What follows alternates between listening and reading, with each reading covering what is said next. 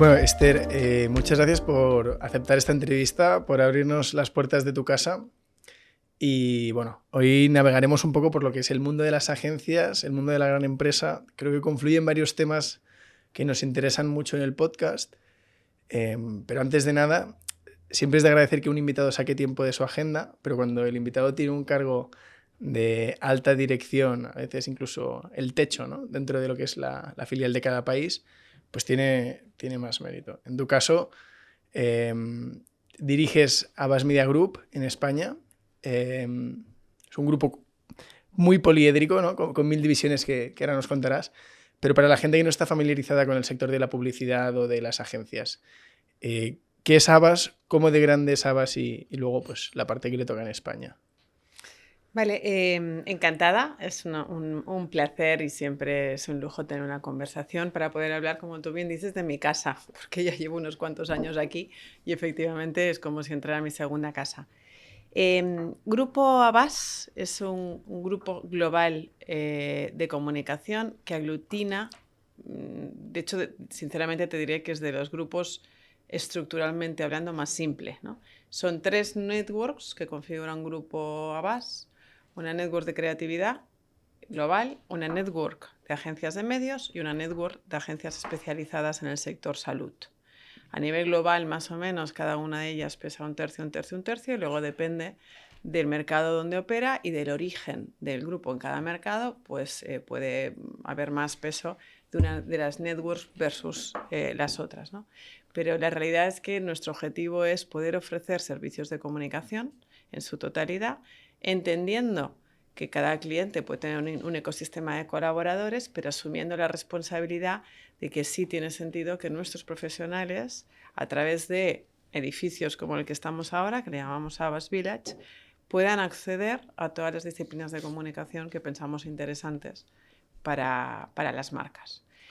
En el caso concreto de España, efectivamente, también existen operando las 3 networks. Yo represento, como bien me presentabas, la división de Havas Media Group, que en España, a su vez, opera con 2 grandes agencias de medios, Havas Media y Arena, con una cartera de clientes importante y representando más o menos el 70% de nuestra facturación, y luego con 3 marcas un poco más pequeñas, más nicho, ¿no?, con servicios más especializados, que son Havas International, que es la agencia que nos permite la gestión de cuentas globales desde el headquarter en España, o bien nos ayuda a hacer una labor de coordinación internacional para clientes que pueden estar en otras de las agencias.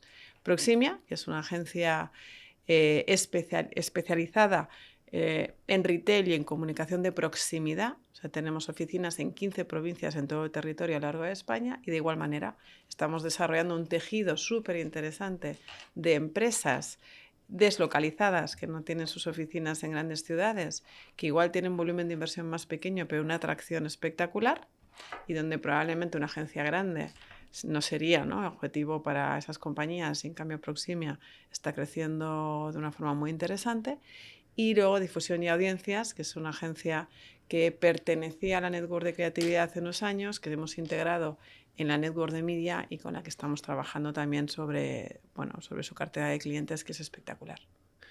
Para agencias tan establecidas, me imagino que los retos iniciales son siempre capturar las cuentas más grandes. Esto nunca os abandona.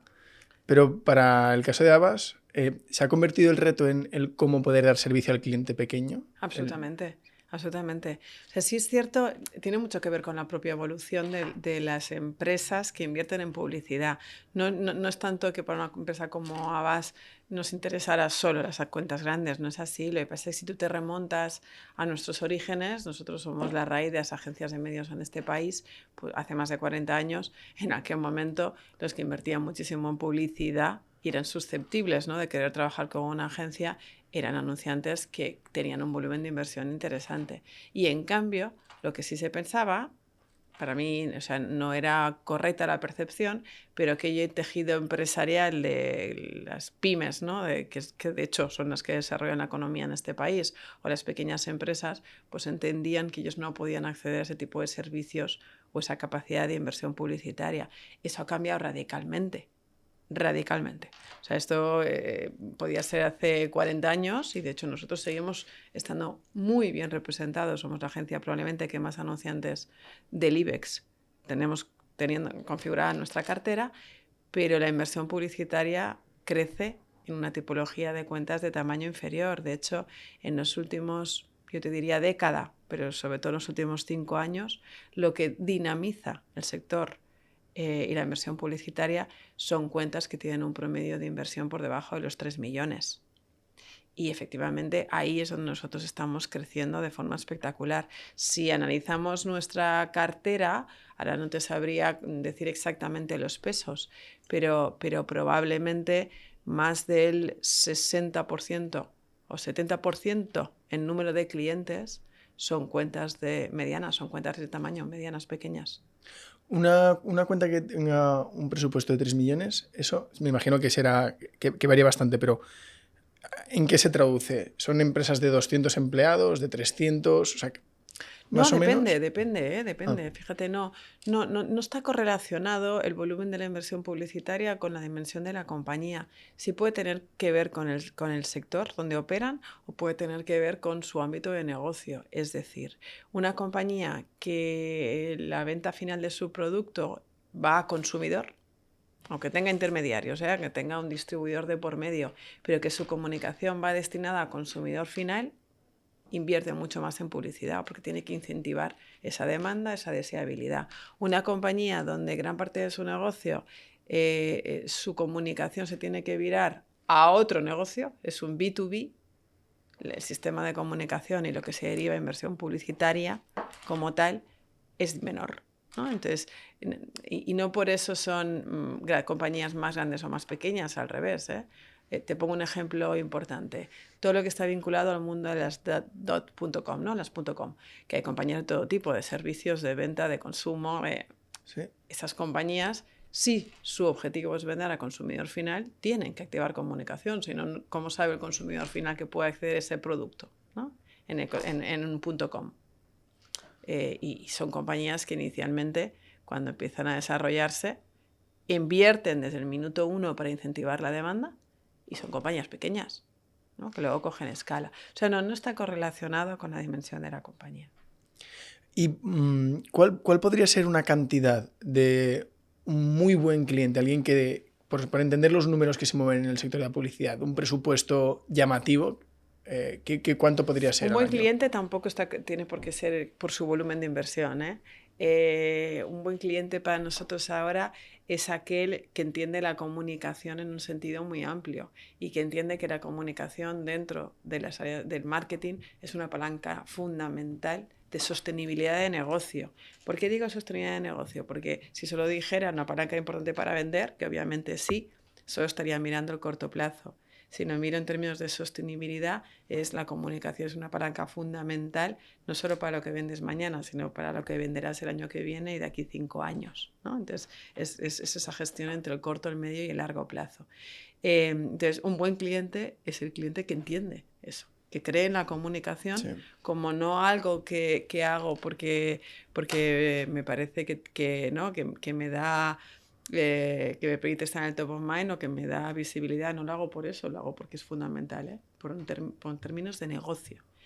Eso es un buen cliente. Dicho esto, si tú me lo preguntas en volúmenes de inversión, si te coges el ranking de los anunciantes que más invierten en este país, pues tendrás que las primeras posiciones, y depende del año, van oscilando. Te encuentras compañías de telecomunicaciones, o sea, Orange, Telefónica, las telcos, sí, fundamentalmente. Te encuentras grandes fabricantes de gran consumo, que puede ser belleza o puede ser otra tipología, es decir, te encuentras a L'Oréal, te encuentras a Procter & Gamble, te encuentras a Unilever, ¿no? Y luego te encuentras a los grandes retailers, que son industrias que siguen creciendo muchísimo en términos de inversión publicitaria, donde pues tienes un Carrefour, tienes Aldi, tienes el Corte Inglés como anunciante importante. Eso es lo que ocupa las primeras posiciones. Pero si te miraras los que más crecen en el interanual de los últimos años, como te comentaba en tu primera pregunta, verías que los crecimientos de inversión están en otro ecosistema de compañías que en ese ranking por volumen de inversión total no estarán probablemente ni en el top 20. Claro, claro. De hecho, ¿tú ves correlación un poco en cuánto evoluciona el tamaño de la compañía en el interanual y cómo va de la mano de un aumento progresivo de la inversión? O sea, suele estar... Oye, efectivamente. Es decir, si tú... o sea, cuesta mucho verlo en las grandes compañías. Es decir, si yo me cojo una gran compañía de telecomunicaciones, ¿no?, como estos que te he comentado, hombre, no puedo correlacionar la inversión publicitaria a la dimensión de la compañía, porque además esas compañías son compañías que están en continua transformación, que su ámbito de actuación es inmenso, o sea, tienen una parte de servicio, ¿no?, que es tu línea móvil o tu wifi en casa, que eso es lo que se comunica publicitariamente, pero estas grandes compañías tienen grandes infraestructuras empresariales que no se mueven por esos, ¿no? Ahí no lo puedes correlacionar. Pero si te vas al segmento de compañías, ¿no?, más pequeñas, donde claramente su crecimiento sí está vinculado a esa inversión publicitaria. La inversión publicitaria normalmente ha sido un porcentaje de los presupuestos de marketing, y los presupuestos de marketing son a su vez un porcentaje de la venta. Exacto. Entonces, sí, está correlacionado. Cuando yo quiero desarrollar una compañía y escalar, haciéndola crecer por tanto, en cifras de negocio, en venta, en valor de esa compañía, tengo que acompañar la generación de la demanda. Y para acompañar la generación de la demanda, marketing y publicidad son dos assets fundamentales, ¿no? Desde fuera, ya te digo, yo soy totalmente ajeno a vuestro sector, pero da la sensación de que para vosotros esta pequeña empresa de alto crecimiento que tiene margen al final para el Corte Inglés es muy difícil, ¿no?, crecer. Pero funciona un poco incluso como predictor del estado de salud del mercado, ¿no? Hay mucha gente que dice, yo tengo un negocio inmobiliario y antes de la crisis ya vi que empezaba a haber menos ventas o que se disparaba más el alquiler y demás. En vuestro caso, ¿tú alguna vez os sirve de predictor? Todas las compañías, sin excepción, y todas las industrias te sirven de predictor. Tampoco creo que eso esté relacionado con el tamaño de la compañía, no es así. No, dependerá de la industria. O sea, hay sectores que efectivamente reaccionan antes a una crisis, ¿no? También depende de cuál sea la crisis. Lo que estamos viviendo ahora tiene una erosión concreta, el efecto de las materias primas en una tipología de industrias, y en cambio el coste de la electricidad y el gas tiene efecto superior, aunque lo tengan todos, en otra tipología de industrias. Y cuando hace unos años empezábamos a hablar de disrupción tecnológica, pues eso tenía más incidencia en unas industrias que otra. Lo que sí nos permite, y a nosotros afortunadamente nuestra amplitud y diversidad en la cartera de clientes, ¿no?, nos ayuda a tener esa foto. Lo que sí te ayuda cuando analizas la totalidad de industrias y de tipologías de compañías dentro de esas industrias, claro que puedes predecir. Y efectivamente tú ponías el ejemplo del sector inmobiliario. Claro, el sector inmobiliario es uno de los que te ayuda a predecir, pero también te ayuda a predecir gran consumo. Entonces, depende de lo que quieras medir. Cuando estás midiendo grandes efectos en términos de capacidad inversora, de desarrollo, o cuando se empieza a frenar, ¿no?, la inversión en los sectores por una posición más conservadora, eso lo notas en algunas industrias. Cuando directamente empiezas a ver impacto en la calle, en las familias, en la economía de las familias, pues gran consumo es la industria que mejor te refleja eso, ¿no?, porque es la que más sensibilidad tiene a la falta de confianza del consumidor ante una situación de contexto económico, ¿no? Y luego hay otras industrias, medios de comunicación, por ejemplo, que son industrias que sabemos que claramente cuando llega una disrupción tecnológica o una disrupción vinculada a cambios de hábito en las personas, en el consumo, lo vive antes que otras industrias, ¿no? Entonces sí, es fácil identificar algunas industrias que te sirven para predecir grandes cambios de tendencias, sobre todo cuando estamos hablando de disrupción, etcétera, y hay otras que te ayudan a palpar más una situación previa de contexto de confianza, de sociedad, de consumo. Tenéis un balcón privilegiado. Tenemos un balcón privilegiado. El Sí. ser tan multitemático, tenéis un escáner de qué pasa, ¿no? Tenemos un balcón privilegiado. Sí, de hecho, fíjate, yo creo que eso es uno de los valores creo que no bien, te iba a decir remunerado, pero no quiero utilizar la palabra remunerado. Efectivamente, eso es uno de los valores que una agencia puede aportar a su cliente. Porque en lo que no, yo recuerdo, yo llevo trabajando en esto muchos años, ¿no? Y de hecho empecé en esta compañía en el mundo, en el área de investigación, o sea, que era de las que estaba haciendo toda esta parte de análisis que ahora te cuento, ¿no? Y ese es mi background y mi origen. Pero recuerdo hace 20 años, cuando trabajaba en investigación, los clientes nos pedían siempre los análisis de competencia o el benchmark siempre dentro de su industria, ¿no? Y yo recuerdo en aquella época que ya decía, yo trabajé al principio de mi carrera en esta compañía, trabajé mucho para Danone. Y recuerdo que al principio siempre se comparaba a Danone con su industria, ¿no? Primero con yogures, luego ampliaba a productos sustitutivos de los yogures, hasta que un buen día fue el primer cliente con el que le ofrecimos hacer una comparativa. Le dijimos, oye, tú no te compares en términos de inversión publicitaria ni de análisis de comunicación con tu industria, porque eres uno de los anunciantes que más invierte y que hace cosas más innovadoras. Igual te deberías comparar. En aquel momento le dijimos, ¿por qué no nos comparamos con Telefónica? O sea, ¿por qué no nos comparamos con cómo comunica una telco? ¿O por qué no nos comparamos en cómo está comunicando L'Oréal, que tiene una arquitectura de marcas, ¿no?, parecida a la tuya? Y empezamos a abrir eso. Y eso fue un asset fundamental, el abrir la mirada, ¿no?, a otras industrias. Y efectivamente, y eso se hace mucho ahora. O sea, ya encima lo hacemos ya con una visión internacional, ¿no? Cuéntame un best case de otros mercados que me puedan servir de inspiración para mí, ¿no?, con independencia de la industria donde operen. Sí, esos son los valores que nosotros podemos aportar, con una visión cross por industrias o con una visión internacional dentro de cada una de las industrias. Y cuando analizas la estrategia de comunicación o de publicidad de una gran compañía, ¿qué aspectos son los más relevantes? ¿Cómo atacas algo tan grande? Venga, lo primero de todo, bien, y te cuento cómo operamos nosotros. Ante cualquier análisis o propuesta que tengamos que hacerle a un cliente, nosotros lo primero que hacemos, y lo intentamos hacer en continuidad, es lo que llamamos un proceso de intelligence, ¿no? Que afortunadamente lo podemos hacer por tener profesionales y talento con una capacidad alta en estrategia. O sea, bien sea por capacidad de identificación de insights, ¿no?, pues aparte más de extracción y analítica de datos, dándole esa visión, y luego con perfiles que sobre esa base de conocimiento y de información son capaces de sacar hallazgos, ¿no? Entonces, lo primero que hacemos es el proceso de inteligencia. En ese proceso de inteligencia, nosotros primero analizamos marca, o sea, la compañía como tal que nos está poniendo ese reto encima de la mesa, la marca, su contexto competitivo, sus objetivos de negocio, o sea, el por qué quieres comunicar, qué queremos conseguir, cuál es su situación, ¿no? Toda esa parte de análisis de mercado, marca, categoría, etcétera. Otra parte importantísima, consumidor, en sentido amplio, ¿vale? Es decir, quién te compra y quién no te compra. Y los que te compraban y te han dejado de comprar, y los que repiten, y los que son fieles, y los que no son fieles, ¿no? Donde hay posibilidades de crecimiento.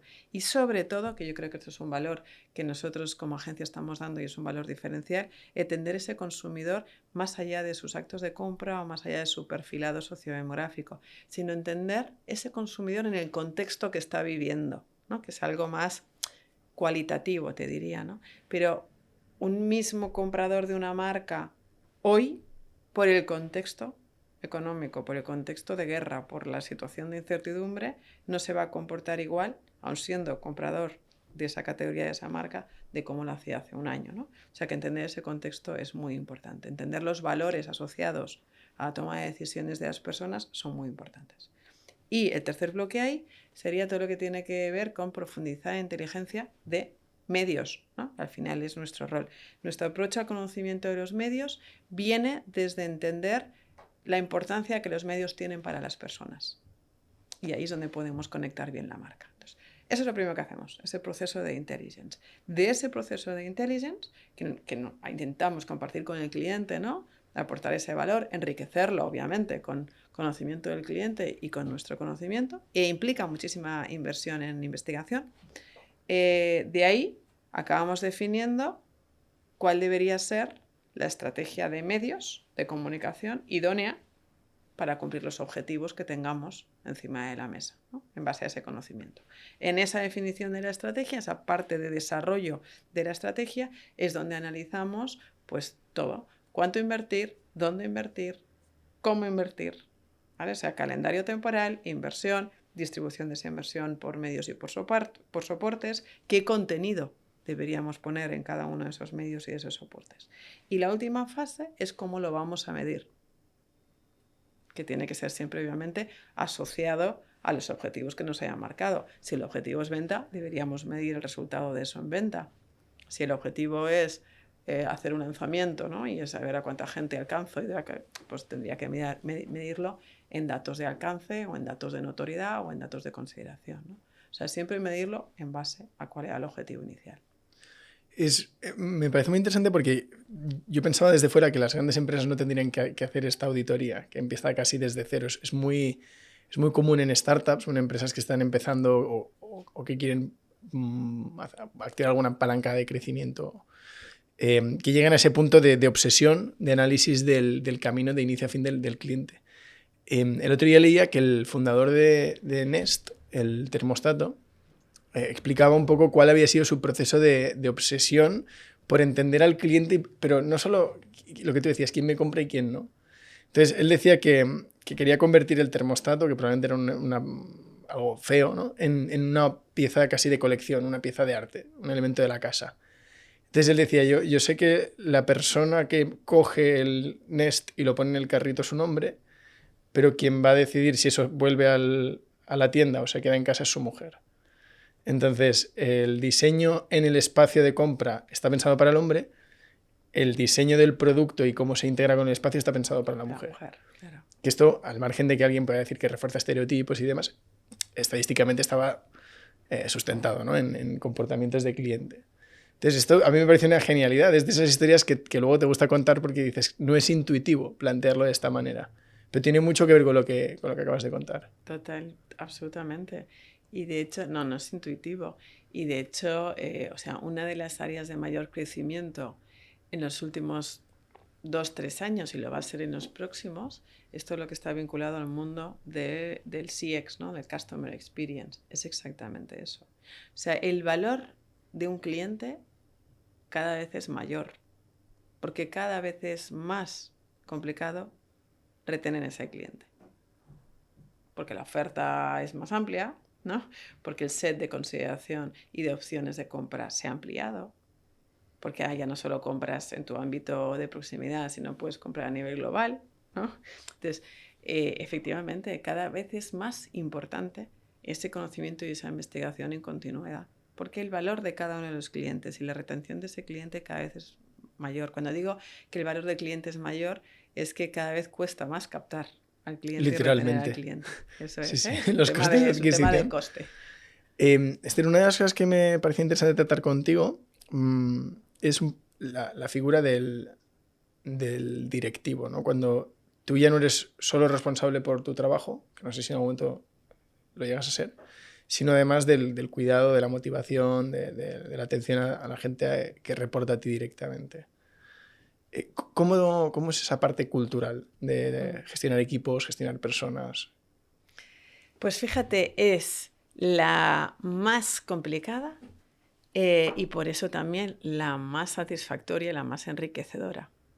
Pero sí, efectivamente, es la más complicada, porque si yo cuando hablo en términos de cliente, ¿no? Cuando lo viro hacia negocio y pienso en mis marcas, ya veo un cliente, digo que el coste de retener a un cliente, el valor de retener a un cliente cada vez es mayor, es que eso mismo, imagínate, si lo aplico al mundo de las personas y los profesionales que trabajan en nuestra compañía, ¿no? De nuestros empleados.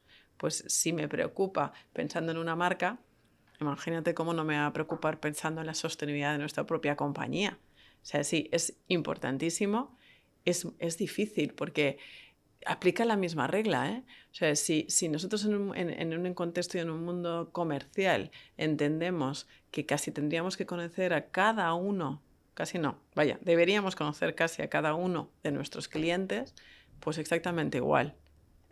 Cuando estamos hablando de la compañía y la organización, deberíamos ser capaces de conocer al detalle a cada uno de nuestros profesionales, ¿no?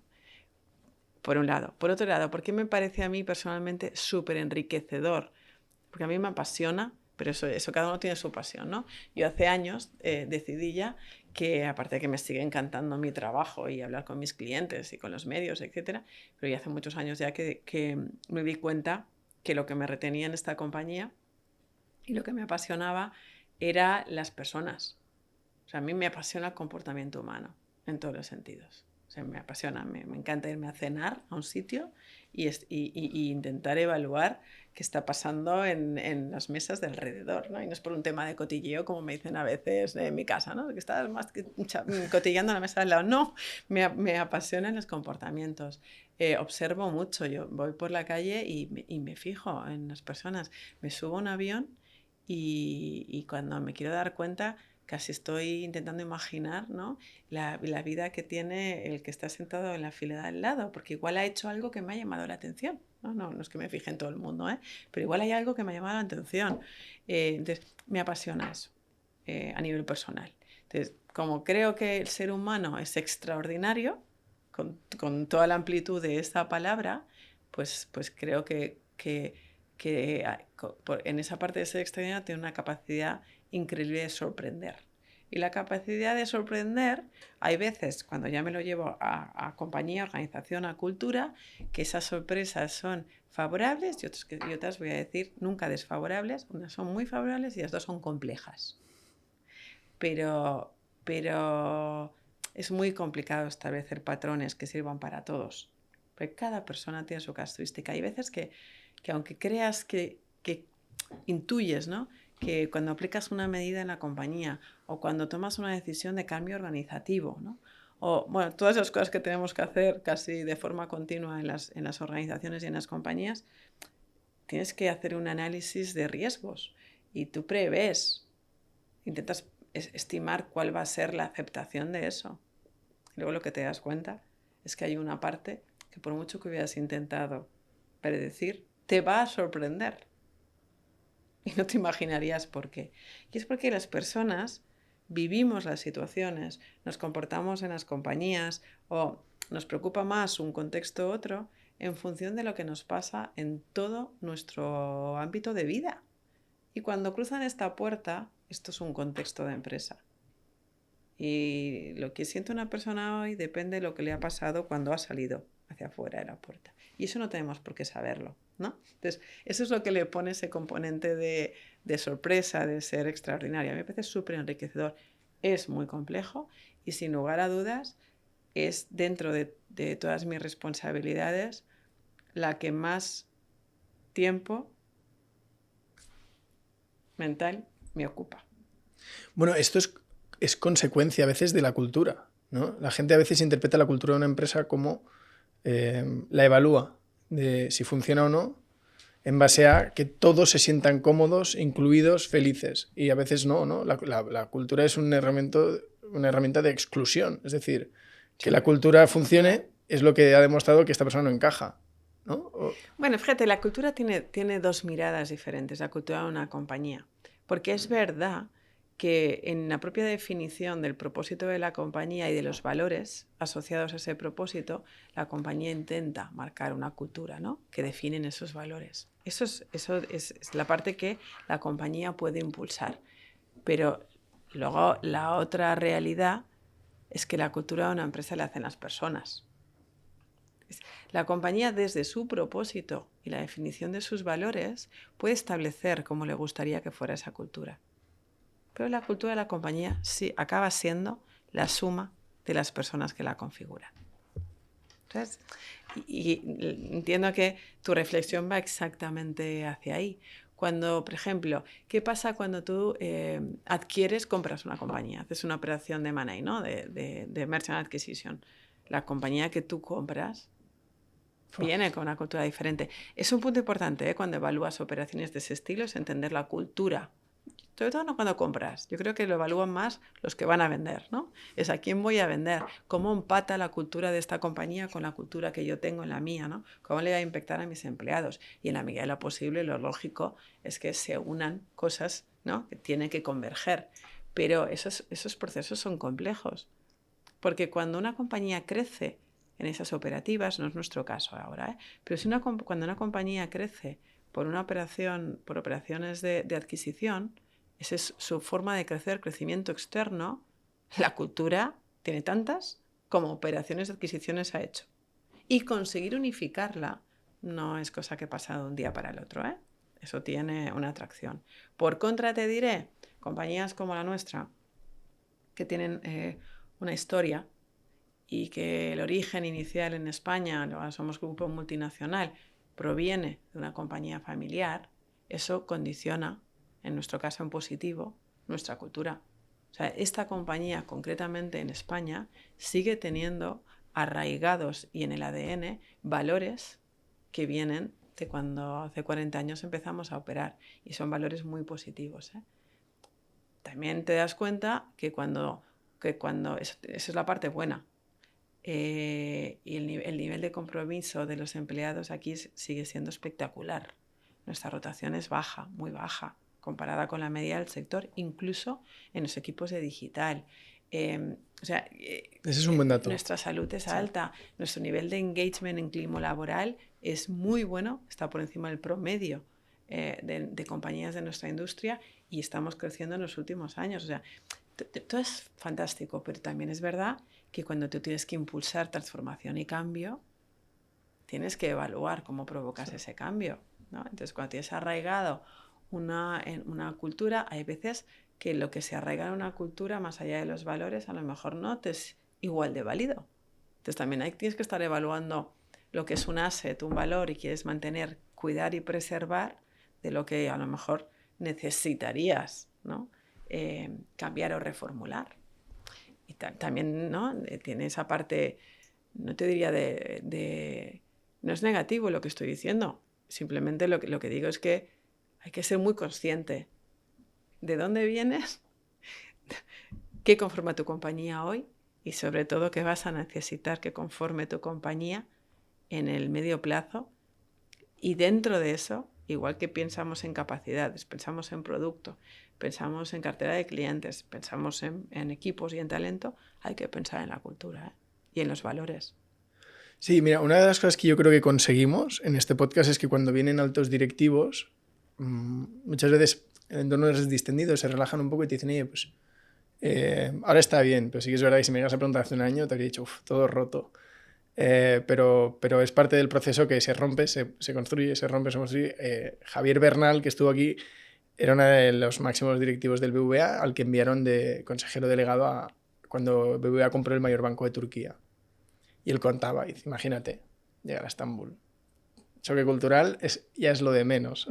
Ahora vamos a juntar una cultura que es totalmente distinta a la nuestra con la de la compañía. Y bueno, te contaba mil anécdotas. Y yo creo que ahí los creadores de contenido, los medios, sí que pueden hacer un gran favor para que se desmitifique, ¿no? Un poco la gestión interna de equipos. Hay veces que da miedo contar una situación de un enfrentamiento con un empleado en el que él tiene una postura y yo tengo otra, no vamos a coincidir nunca. Esto muchas veces supone un problema en el día a día, pero por las otras virtudes que puede tener el empleado continúa. Esto muchas veces da miedo contarlo. O, por ejemplo, vino un miembro del Partido Socialista y pasaba de puntillas cuando dijo que con el nombramiento se reconfiguró el equipo de arriba abajo. Habían hecho un trabajo extraordinario, tuvieron que salir. Y dije, pero si no pasa nada, ¿no? Al final sería raro que entres y no te traigas a tu equipo, sería hasta una alerta, ¿no? No, absolutamente, estoy de acuerdo contigo. Mira, yo una vez, bueno, me lo decía mi padre me lo decía, pero luego se lo escuchaba a algunos grandes profesionales. Si yo miro atrás, en estos momentos te diré que me arrepiento más de decisiones que no tomé o tardé en tomar que no de decisiones que tomé, aunque me hubiera equivocado. Fíjate, ¿eh? Y casi todas esas decisiones que en su momento no tomé o pospuse, tenían que ver con personas. Con personas me refiero con organización, no tenía que ver con un cliente, no tenía que ver con un producto o invertir en un producto. Tenían que ver sobre todo con temas organizativos, con temas... Entonces, sí, estoy totalmente de acuerdo contigo. Para que una compañía funcione, los profesionales que conforman la compañía son vitales en cualquier industria, esto sin excepción. Y efectivamente, no en todas las etapas de la compañía necesitas las mismas capacidades, ni te puedes permitir la misma velocidad. Entonces, esto lo hemos vivido mucho, por ejemplo, hace ya 20 años, ¿no? Cuando empezábamos a meter capacidad digital en todas las compañías, ¿no? Y en todas las compañías se hablaba de los de digital, los de no digital, luego pasamos por la época de la integración, parecía que todos tenían que saber de todo, ¿no? En nuestras industrias pasaban, ¿eh? No, hay que integrar, que significa que los que saben de digital, y los que no saben de digital tienen que saber de digital, ¿no? La cantidad de años y de inversión que lanzamos bajo la premisa de que todos tenían que ser profesionales integrados. Error. No tenían por qué. La especialización es necesaria y no todo el mundo tiene que saber de todo. Y hay veces que nos empeñamos en forzar situaciones que no son situaciones naturales. Y siempre lo hacemos con algo positivo, lo hacemos en pro de la evolución, ¿no? En pro de la defensa de, por ejemplo, algún colectivo de profesionales que podemos intuir que se van a quedar obsoletos. Pero es que hay veces que, queriendo hacer eso de una forma positiva, llevamos a los profesionales a situaciones donde no están bien. Donde, ¿sabes? No rinden, no se sienten cómodos y acaba mal la historia. O sea, acaba con situaciones, ¿no? De abandono de la compañía, ya no te digo de que la compañía tome la decisión, de abandono del profesional de la compañía. O sea, no, estoy totalmente de acuerdo con tu apreciación. Nosotros, en los últimos 5 años, hemos hecho 2 expedientes de regulación. Hemos hecho 2 ERES. Wow. En el 2018 y a finales del 20. No somos la única empresa de esta industria que lo ha hecho. Fuimos la primera en hacerlo, porque nuestra industria es relativamente joven, entonces es una industria que ha crecido mucho.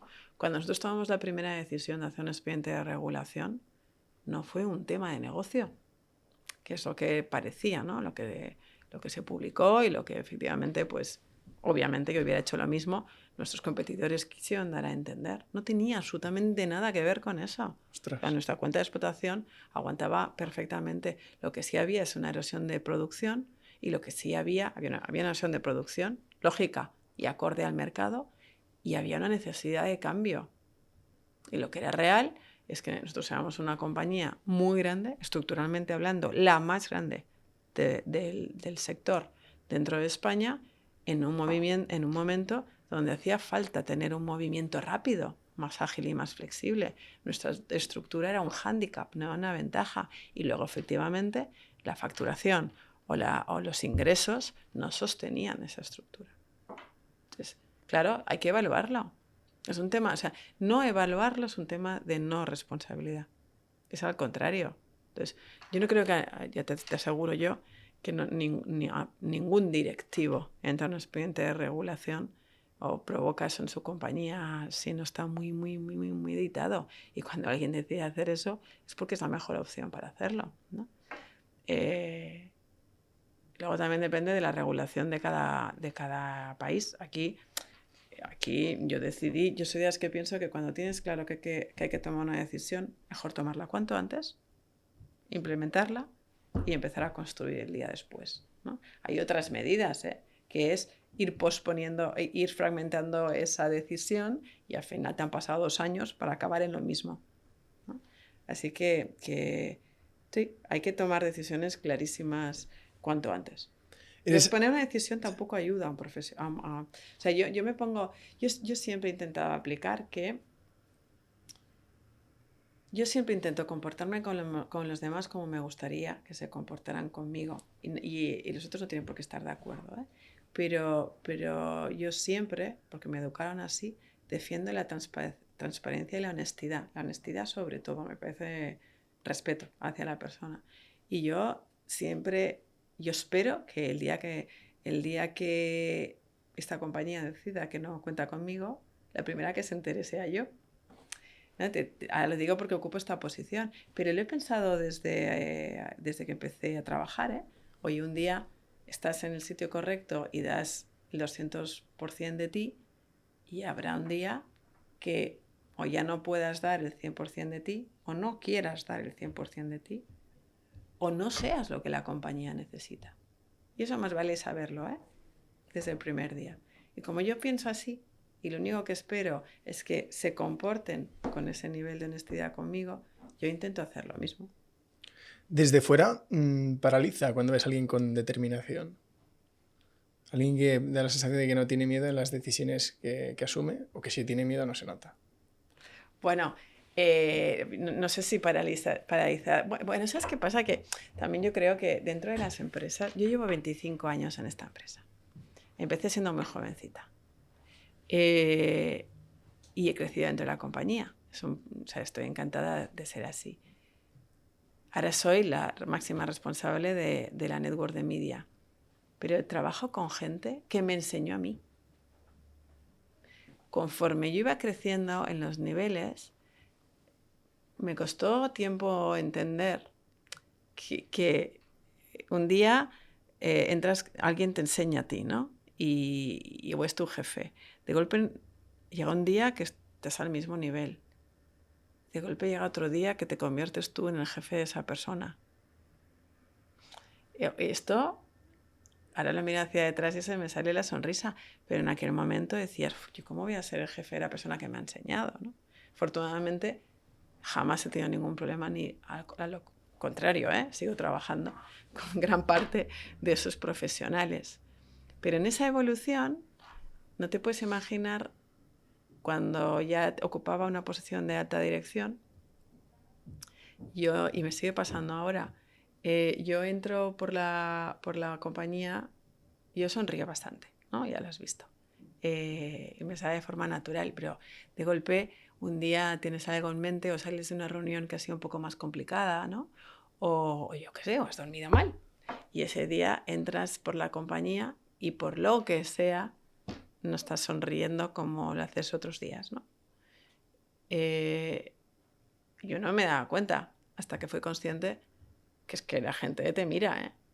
Entonces, un buen día de golpe me llamaba como, oye, Esther, que hay como un rumor que va a pasar algo porque la gente te ve muy seria. Uf, caray, no, ¿qué va? O sea, igual estoy seria por un tema personal, ¿sabes?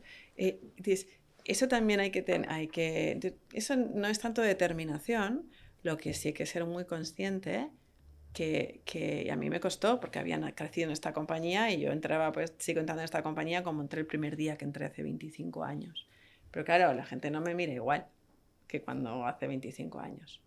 Eso no es, puede ser determinación, son muchas más cosas. Lo que está claro es que al management los empleados les miran. Entonces cada gesto que hacemos todos los días significa algo para alguien, ¿eh? Eso sí que hay que ser muy consciente. Y eso sí puede generar vértigo, no sé. Luego, la determinación. La determinación a veces se confunde. Hay dos cosas que yo creo que se puedan confundir. Una es tener un carácter amable y que eso se asocie a debilidad. Eso es una falsedad. Casi más grave que la determinación se asocie a que no tiene escrúpulos, que es por donde tú ibas. Las dos cosas son igual de malas, ¿eh? Que te vean con una determinación es, ojo, que no le tiembla el pulso, y eso preocupa, es que es igual de grave que un carácter amable se tilde de débil, ¿eh? O sea, una cosa no tiene que ver con la otra. Las formas siempre pueden ser amables, bajo mi punto de vista, y la amabilidad nunca esconde debilidad, ¿eh? Más bien lo contrario. ¿Y qué hay de los genes? Porque me ha gustado mucho lo que has descrito de este punto en el que yo voy progresando, yo hago mi camino, pero inevitablemente en el camino dejo gente atrás o me acerco a otros que estaban muy lejos. ¿Tú te has encontrado gente que en este proceso de repente voy a pasar por esos meses un poco difíciles de que la persona que era mi jefa entienda que va a pasar a trabajar en mi equipo y que los rangos han cambiado? Hay gente que en ese estrés que produce ese proceso a veces dice, mire, yo estoy bien como estoy, tampoco tengo la necesidad de seguir subiendo. Y hay otra gente que no, que dice, bueno, yo es que nací para esto, ¿no? O sea, cuando va 6-0 hay gente que dice, ya no marquemos más, que jolín, me siento mal. Y hay gente que dice, no, aquí hasta que piten hay que seguir marcando.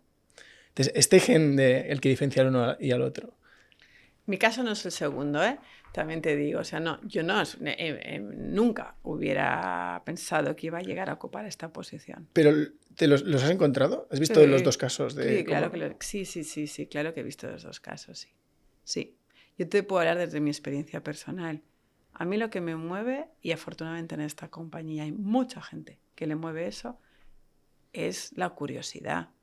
O sea, esta compañía, esta industria en general, y esta compañía especialmente, tiene mucho profesional que por eso son talento inquieto. Inquieto quiere decir pues que es curioso, que necesita seguir aprendiendo. Y digo que esta industria lo tiene, hablo más allá de esta compañía, porque es que esta industria lo requiere, si no, no haríamos bien nuestro trabajo. Nosotros tenemos una obligación de tener ganas de saber qué le pasan a las marcas, qué le pasa a las industrias, qué les pasa a los consumidores, qué le pasa a la sociedad. Entonces, hace falta esa curiosidad. Cuando tú tienes en los equipos, o yo tengo en los equipos personas con ese nivel de curiosidad, de ambición sana, ambición intelectual, eso lleva a crecimiento. Y no es porque alguien se haya marcado en su carrera, yo quiero llegar hasta allí. ¿Vale? Entonces, es mi caso. Te acaba pasando y no estaba previsto. Uno. Opción B, el que tú dices, el que se ha marcado llegar a una meta. Me parece súper lícito y lo respeto profundamente y lo admiro. Y por tanto, es alguien que está seguro de lo que quiere en su vida y se traza su camino. Lo que sí es cierto, y yo la responsabilidad de los managers, de sus profesionales, es que tú te puedes trazar un camino y ese camino se tiene que alinear con los intereses de la compañía, ¿no? Son las ambas cosas. Uno. Y dos, no todo vale para llegar a la meta donde quieres, ¿no? Eso sí es un tema de valores y cultura. Pero efectivamente a mí me gusta la gente que se traza una meta. Para uno la meta será intelectual, aprendizaje. Para el otro la meta será posición, me parece igual de lícito. Para el otro la meta será internalización, o sea, irse fuera a otro mercado. O sea, cada uno Y para otro, la meta será, su meta tiene un fin. Entonces, esos casos donde tú dices, oye, no, mira, es que a mí ya no me compensa seguir creciendo, o a mí no me compensa este movimiento porque me supone una cantidad de horas que no quiero dedicar. Oye, llega un momento de mi vida donde al revés, preferiría conciliar y estar más con mi familia que no. Todas las posiciones, todas son lícitas. Lo único que tiene que conjugar es lo que ese profesional quiere con la compañía, ¿no? Tiene que existir esa realidad, pero son todas sumamente lícitas. Entonces, en esos movimientos, pues efectivamente también forma parte del ecosistema. Tú puedes entender ese movimiento en positivo y el de tu lado no verlo en positivo. Efectivamente. Totalmente. Y en esos momentos que te decía, afortunadamente no me supuso ningún problema. Al principio a mí me daba miedo, a ver si no, los que son ahora mis compañeros no lo van a entender. Pues no me pasó. Yeah. O sea, yo tengo mucho que agradecer porque fue justo al revés. Lo que me pasó es aún más apoyo por parte de esos compañeros.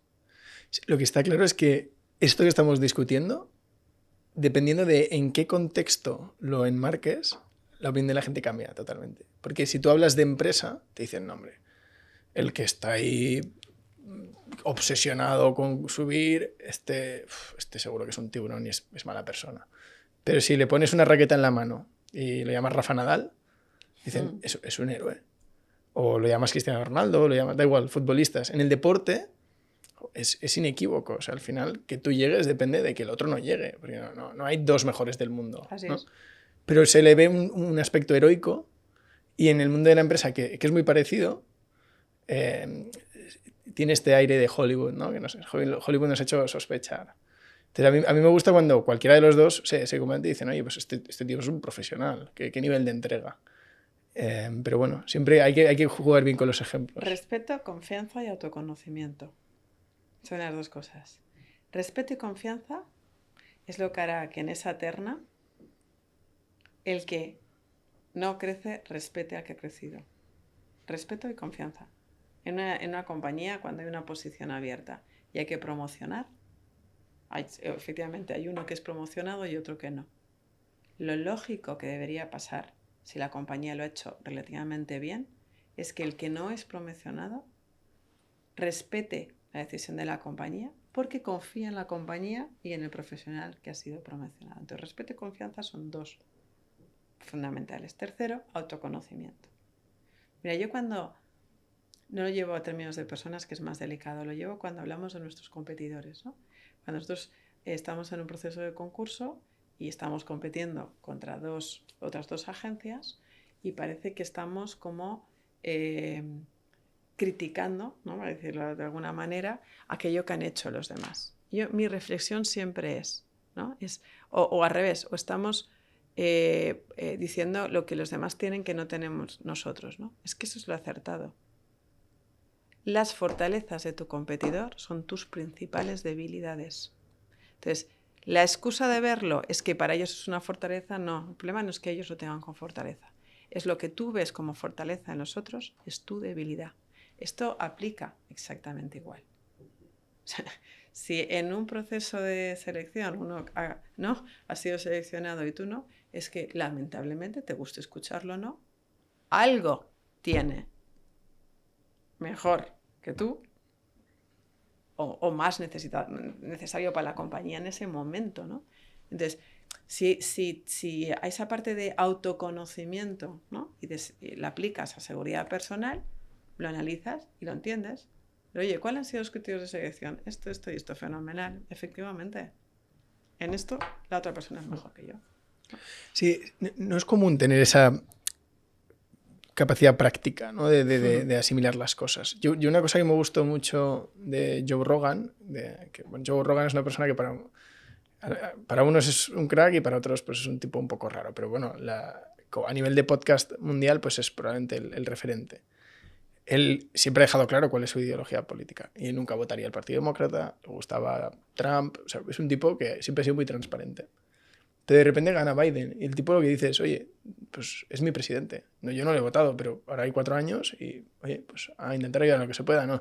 Que aquí no ganamos nada si yo me pongo a hacer una cacerolada o a poner aquí palos en las ruedas a ver si estos 4 años te bloqueo lo máximo posible y no avanzamos, ¿no? Eso no favorece a nadie. Entonces, digo, bueno, pues esta forma de ver las cosas, digo, esto me genera respeto hacia la persona. Absolutamente, me parece una posición inteligente. Claro, sí, el tiempo, mira, lo único que es escaso en las compañías, bueno, y en la vida en general es el tiempo. Eso escasea. De hecho, normalmente una decisión no es buena o mala.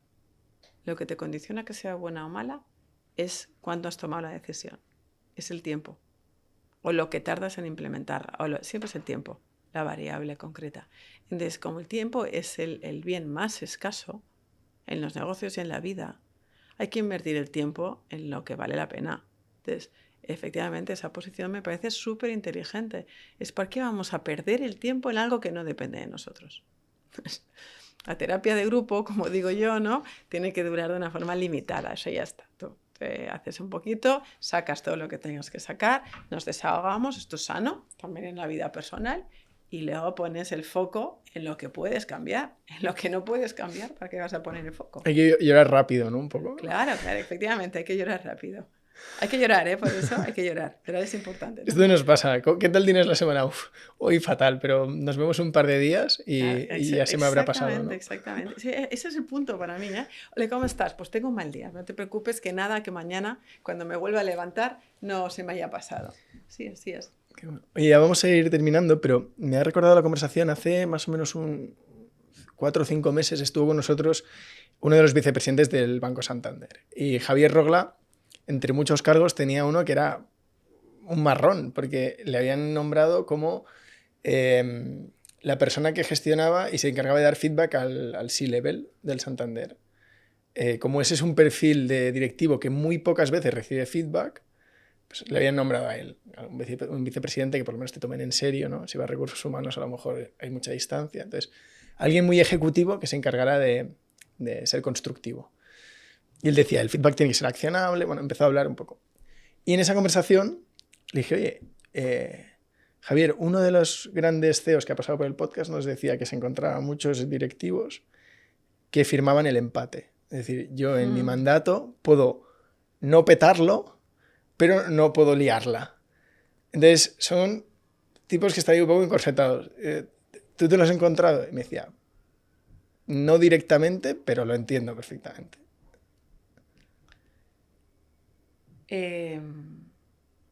Pues fíjate, eso es más o menos grave o más o menos aceptable, depende del momento. Me parece lícito también. Otra cosa es que no es lo que la empresa necesita en ese momento, pero me parecería lícito, ¿eh? O sea, que un alto directivo, por lo que sea, ¿eh? Por cómo le pilla en su momento en su carrera, por lo que sea, eh, o hay situaciones, incluso a nivel empresarial, ya no es un tema mediativo, hay situaciones en las que toca minimizar el riesgo y hay situaciones en las que toca maximizar el resultado gestionando el riesgo. Son dos momentos diferentes. Entonces, igual que el crecimiento, hay momentos que hay que meter quinta marcha en crecimiento, otros con clientes, y hay momentos en los que toca fidelizar. Y ahí normalmente intentas hacer las dos cosas balanceadas.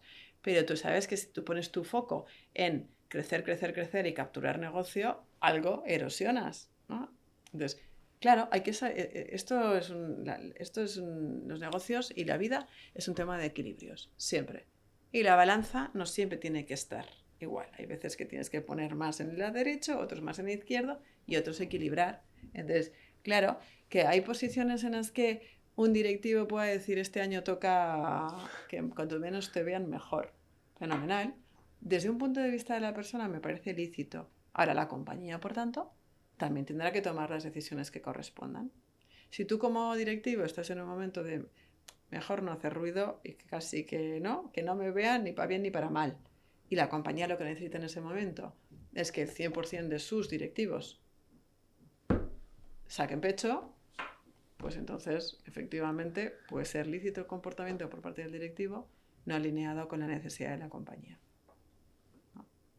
Totalmente. Oye, Esther, cuando compruebas si aciertas, cuando estás haciendo escáner de quién tengo sentado al lado, estoy en un avión, que tengo rato, ¿no? A lo mejor para alguien que está en un avión al final acaba surgiendo conversación de las películas que a veces haces en la cabeza de creo que su vida puede ser así, creo que se puede dedicar. ¿Intentas luego contrastarlo por curiosidad? No, me volvería loca. No, uy, sería divertido, imagínate. No, de hecho, creo que era la semana pasada, con compañeros de trabajo, no sé dónde estábamos, no recuerdo dónde estábamos, pero era un entorno de trabajo con compañeros. Y uno dice, si pudierais tener un superpoder, ¿cuál escogeríais? ¿No? Y yo contesté al momento, ser invisible. Ser invisible es como resolvería lo que me estás preguntando. O sea, podría hacer ese análisis y como soy invisible, podría averiguar cuánto he acertado o no. Sí, en el fondo me encantaría. No lo hago. No lo hago, intento no hacerlo y te diré que tampoco en el ámbito profesional, eh, mira, a mí como me gusta observar a las personas, yo lo reconozco, como me gusta observar a las personas, porque me parece súper enriquecedor. Yo cuando estoy en una sala, yo intento hacer muchos workshops, ¿no? Vale. Internamente, a diferentes niveles en la compañía. A mí los workshops me aportan dos cosas. Uno, luz, es un tema de negocio, saca una discusión. Y luego, es un poco egoísta por mi parte, porque en esos workshops el valor de lo que se habla en un grupo de 10 personas de diferentes niveles y diferentes partes de la compañía es un regalo. O sea, el valor de cualquier conversación es un regalo, si sabes escuchar y extraer. Entonces, lo hago por dos motivos, porque tiene lógica, lo hacen por tracción de negocio, y luego es que siempre, no hay ni una sola sesión en la que no pase la puerta y diga, jo, qué interesante, ¿no? Lo hemos hecho por esto y hemos obtenido esto más esto, ¿vale? Entonces, en toda esa dinámica, bueno, hay más gente que tiene sensibilidad para captar situaciones, ¿no? Para ver si tienes tres en la sala que no hablan y por qué pueden no estar hablando, ¿no? Si no se sienten cómodos, si no están seguros, tienes que saber el que va a hablar sí o sí y le tienes que callar un poco de al que le tienes que preguntar por qué no va a hablar. Y luego, bueno, nuestro trabajo es muy intenso y el día a día es muy intenso. Y sí, yo con mi equipo directo un día les veo y les digo, tú no tienes buen día, ¿no? O, o claro que me pasa más de una vez de, vamos a tomar un café, ¿qué te pasa? Entonces, pero una cosa es que lo haga, y lo hago porque efectivamente me preocupo, y iba a decir les quiero, ¿no? Pero bueno, me preocupo por ellos. La otra cosa muy diferente es que yo pretenda saber algo de su vida, ¿eh? Que no. Es decir, para mí la relación con tu equipo personal es la que la otra persona quiera, no la que yo quiera. Entonces, yo puedo llevarme a una persona a tomar un café porque me ha preocupado verle mal. Ahora, será la otra persona la que decida lo que me cuenta. Y yo nunca intentaré tirar del hilo. Entonces, a tu pregunta de, cuando veo eso, me encantaría saber qué hay por detrás, me preocupo de lo que le pase. Sí. Me encantará saber lo que me quiera contar. Tienes una intuición muy desarrollada, eso sí, por lo menos lo que se percibe. Bueno, lo que tengo entrenada es la observación. La observación. Todo se basa en entreno esto, sí, ¿eh? Sí, todos son horas. Tengo muy entrenada la observación. Yo con mi novia estos juegos los hacemos, además ella es muy, muy divertida porque es muy divertida y suele tener mejor intuición que yo, porque al final esto es, oye, vamos a ver qué prejuicio se acerca más a la realidad, pero son monedas al aire. Y entonces, desde tonterías, digo, pues fíjate, yo creo que ese chico es gay, de repente, y dicen, no, y llega su novia. Digo, otra vez he perdido. O, yo creo que ese libro que se está leyendo, típico que no ves la portada del todo, pero te suena el libro, digo, yo creo que ese libro, pues no sé, o Guardián entre el Centeno. No, yo creo que no. Y al final, en cosas de este estilo, nosotros sí que, oye, perdona, ¿qué libro? ¿Te estás leyendo, Guardián? No es. Entonces ahí quedas fatal o hay veces que aciertas. Pero sí, esos juegos en entornos muy distendidos, un bar y tal, a mí me encanta. Sí, cuando lo has dicho he dicho, ostras, nos lo pasaríamos bien. La intuición es un rasgo femenino. Yo cuando digo rasgo femenino me refiero a que sea de propiedad de una mujer, ¿eh? A mí me gusta diferenciar entre rasgos femeninos y rasgos masculinos, que no quiere decir que una mujer solo tenga rasgos femeninos o que un hombre tenga solo rasgos masculinos, ¿eh? Sí, no, estás a salvo. ¿Entiendes? Sí, ¿no? se entiende perfectamente. Entonces, hay ciertas cosas que son más rasgos femeninos, ¿no? La racionalidad es un rasgo más masculino. No, por eso no puede tenerlo una mujer, ¿no? La intuición yo creo que es claramente... Yo coincido, ¿eh? Sí, sí. Oye, pues Esther, para ir terminando, siempre nos gusta hacer algunas preguntas, cuestionarios así rápido, más de cómo es un día en tu vida, qué haces fuera de la oficina.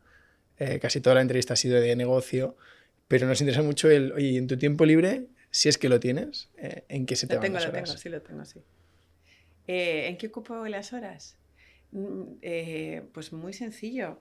Mi tiempo libre, el que tengo, yo tengo una hija de 12 años, lo intento dedicar a mi familia, obviamente, ese es el primero, amigos, o sea, sociabilizar en entorno de diferentes amigos. Me gusta, además, tener diferentes grupos de ámbitos diversos, ¿no? Que puedes vivir situaciones o tener conversaciones o tener ideologías, ¿no? Que nada tienen que ver, o sea, creo que eso que enriquece mucho. Depende de la época del año, es decir, cuando de esta época en adelante yo me apasiona el sol, o sea, ahora es una época maravillosa para, si sale un rayo de sol, irme a tomar un aperitivo a una terraza, leyendo un libro, la prensa o conversando, y de ahora en adelante, efectivamente, hasta que acabo en verano en mi Menorca querida en la playa. ¿Te gusta Menorca? Sí, yo veraneo todos los años en Menorca. Me apasiona Menorca, el mar, el color del Mediterráneo. Soy catalana, o sea que el Mediterráneo me tira mucho. ¿De qué ciudad? Barcelona. De Barcelona. Eso hago en mi tiempo libre, o sea que como puedes ver es algo sencillo, de eso disfruto mucho. Entre semana, en época laboral, por las noches, mi manera de desconectar, o sea, la desconexión entre el trabajo y que me voy a dormir, es consumir contenido no asociado al ámbito profesional. Es decir, o leo novela, nada que ver con profesional, o me aficiono y me engancho a alguna serie. ¿Eres de series? Soy de series. ¿De terminarlas o de empezarlas? De terminarlas. El problema además es que me engancho con mucha facilidad. ¿Y qué has visto así recientemente? ¿Algo que nos recomiendes? O sea, consumo de forma continua. De hecho, ahora intento seleccionar las series por lo largas que son. Intento que no sean muy largas, porque como reconozco que me engancho, Cuando de golpe me empiezo una serie que tiene 3 temporadas, Ya. consumo las 3 temporadas a una velocidad del rayo. Entonces, digo, veo un capítulo y me voy a dormir y acabo viendo 3, porque sé que tiene 3 temporadas, ¿no? Entonces ahora intento seleccionar las series de estas que llaman miniseries, que tienen 8 episodios y ya. ¿De qué tipo? De cualquiera. O sea, me meto en contenido, en plataforma o en televisión, en abierto, en lineal, y me engancho a la serie y voy consumiendo, me da igual que sea de policíaca, romántica, de historia, me es igual. Las que más me enganchan son las que tienen alguna trama de investigación, eso es cierto. Vale, que esto, por ejemplo, algún Dexter, cosas de este estilo. Dexter ya sería, Sí, ¿te cosas gusta? de este estilo, sí. Cosas que me hayan gustado mucho. Suits, de Netflix. Hombre, acabas de tocar aquí larguísima. un pilar La vi de... hace poco, además, no es que la viera cuando se lanzó en su Cuando ya era momento, familia real. Se la vi hace Ya que nada. Meghan Markle ya no estaba en la serie ni nada, ¿no? Meghan Markle ya no Claro. estaba en la serie, no, si la vi hace poco. Y me la tragué todas las temporadas enteras, me encantó. O sea, Mundo Abogados, me encantó. Española, por ejemplo, que ha salido segunda temporada ahora, Entre Vías. Vale, esta no la he Que visto. está en Movistar, me encanta. Bueno, por esto digo que puedo ver Sí, es... una diversidad total. En todo, ¿no? En todo. Lo que decías, en grupo de amigos, en temáticas, en novela, me imagino que también leerás un poco... Bueno, ahora me he aficionado a los audiolibros. Mira, ¿vale? Leo mucho. No había leído nunca novela policíaca. No me atraía. O sea, cuando me compraba libros, no me atraía novela policíaca. Pero ahora me he aficionado a los audiolibros porque, uno, vengo en coche desde mi casa y tardo. O sea, estoy en el coche 30 minutos mínimo. Y luego mi deporte y es caminar. Vale. Caminar, porque así no estoy atada a ningún horario concreto, ¿no? Antes me ponía música y en el coche me ponía la radio, pero con eso no desconecto. Me pongo la radio y cuando me doy cuenta ya no estoy escuchando la radio y estoy ya pensando dirección al trabajo, en trabajo. O de vuelta a mi casa sigo pensando en eso. Y cuando salía a caminar me ponía música, me pasaba igual. Hasta que descubrí los audiolibros. Como si te pones audiolibro, tienes que estar atento. Entonces, para estar atento, me puse, la primera novela que me puse era policíaca. Y ahí más vale que ser atento, porque si no te pierdes la trama. Entonces, tienes que volver todo el rato para atrás. Oye, he conseguido un nivel de concentración espectacular y me he aficionado a la novela policíaca en audiolibros. Ostras, pues a mí, yo he descubierto hace poco Sonora. No sé si lo conoces. Sí. Que no es audiolibro, es como... es como periodismo sonoro. No sé, no sabría describirlo, pero no es un audiolibro. Sonora es utilizar la potencialidad del audio para como generador de contenido. Puede ser periodismo, puede ser contenido de entretenimiento, ¿no? Puede ser... He escuchado varias, la de Enrique Ortiz, que yo no conocía. Me imagino que en el 2008 fue un tipo bastante mediático, pero a mí en esa época no seguía las noticias. Y esto que para mucha gente dice, hombre, sí, el caso Ortiz, esto fue muy famoso y tal. He descubierto la historia y digo, yo no me veía a mí consumiendo este formato, porque no es un podcast. O sea, yo les recomiendo que la gente lo pruebe porque va a ver que es diferente a un podcast. Y me ha encantado. Sí, recomiendo Sonora. Audiolibros no he probado, pero Sonora es... Te pasa lo mismo. En audiolibros te pasa igual. De hecho, fíjate, yo mi criterio de selección no es... O sea, es la novela, ¿no? La historia, pero yo los tengo ordenados por el locutor. El locutor. Esto es un nuevo formato, ¿eh? Lo que hablamos de transformación. Ahora ya la gente ordenados por el locutor. Ya tengo clarísimo que hay locutores y locutoras que me encantan. Entonces, cuando me entra la recomendación de este libro está narrado por... Lo consumo. Bueno. Y hay otros que el libro me encantaría como tal, que incluso me había leído en el pasado, que no me ha gustado el narrador y ya no he vuelto a consumir el...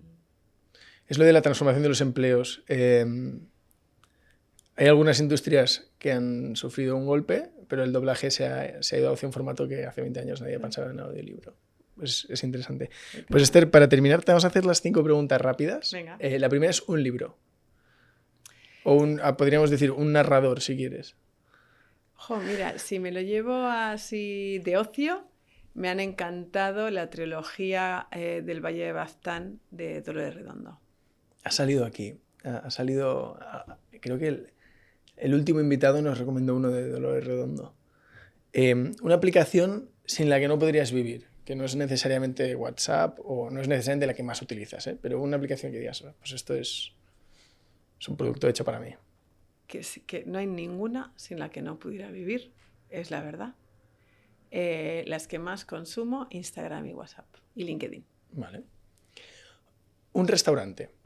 No, hay tantos, porque otra de mis aficiones, mira, te la podía haber dicho, es comer. No comer en cantidad, sino disfrutar de la comida.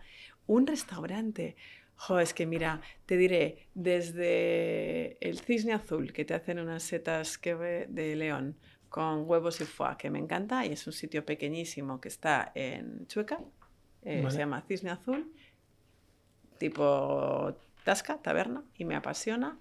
Te hablaría de otro, pues la Manduca de Azagra, por la calidad de sus productos.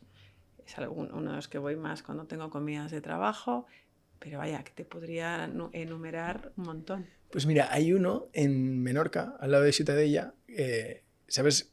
Justo en Ciutadella, cuando vas bajando hacia el Marcador, justo está ahí. Y se Samaradó. Bueno, está muy cerca. Café Balear. Es que no sé si es Mon o Nom. Ah, Mon. Sí, pues, sí. Fui con mi novia este verano a Mon y me pareció...